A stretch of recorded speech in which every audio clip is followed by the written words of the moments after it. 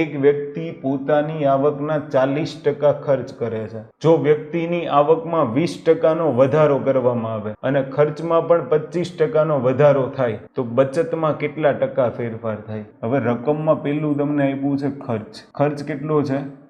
તો કે 40%. 40%ના ફ્રેક્શન કેટલા? તો કે 2/5. કહેવાનો મતલબ એમ, આ તમારી આવક થઈ કે જો 5 યુનિટ આવક હોય ને તો એના ઉપર 2 યુનિટનો ખર્ચ છે. જો તમારી આવક 5 યુનિટ હોય તો એની ઉપર ખર્ચ કેટલા યુનિટનો છે? 2 યુનિટનો. કે ભાઈ એ વ્યક્તિની આવક કેટલી હશે? 5 યુનિટ. એ વ્યક્તિનો ખર્ચ કેટલો હશે? 2 યુનિટ. અને એમાંથી બાદ કરો તો બચત કેટલી હશે? 3 યુનિટ. હવે તમારે સરળતા ખાતર લેવું હોય તો અહીંયા 00 લગાવી દો તો તમને ગણતરીમાં સરળતા પડે. જો વ્યક્તિની આવકમાં 20%નો વધારો થાય એટલે હવે જે આવક છે ને એમાં 20%નો વધારો કરો તો 500ના 20% એટલે કેટલા થશે? 100. તો 100માં 500 ઉમેરો તો હવે વ્યક્તિની આવક કેટલી થઈ ગઈ? 600. પહેલા વ્યક્તિની આવક 500 હતી અને 500ના 20% કરશો એટલે 100 મળશે. તો હવે વ્યક્તિની આવક કેટલી થઈ ગઈ? 600. ત્યાંથી આગળ વાંચો. ખર્ચમાં 25%નો વધારો કરો એટલે 200ના 25% એટલે 50. તો હવે ખર્ચ કેટલો થઈ જશે?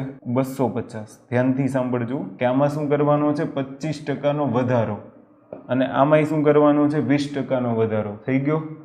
તો હવે તમારી બચત કેટલી થશે? તો 600માંથી 250 બાદ કરશો ને એટલે 350 આવશે. તો હવે તમારી બચત કેટલી થઈ? 350. પણ એમાં તમને ફેરફાર માંગ્યો છે. ફેરફાર એટલે કે પહેલા 300 બચત હતી, હવે 350 બચત થઈ. તો બચતમાં કેટલા ટકાનો ફેરફાર થશે?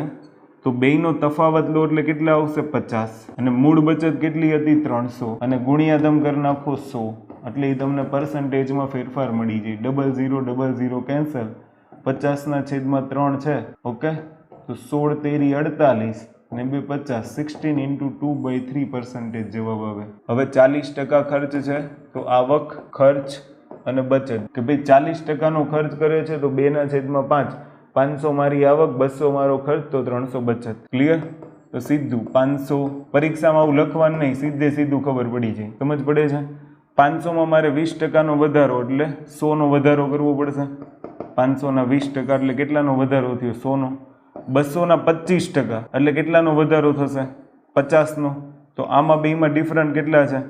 50. એ જ બચતમાં ડિફરન્ટ હશે તો મૂળ બચત કેટલી હતી? 300 ગુણ્યા કેટલા કરી નાખો? 100. તો ટકામાં ફેરફાર 50/3 એટલે 16 × 2/3%.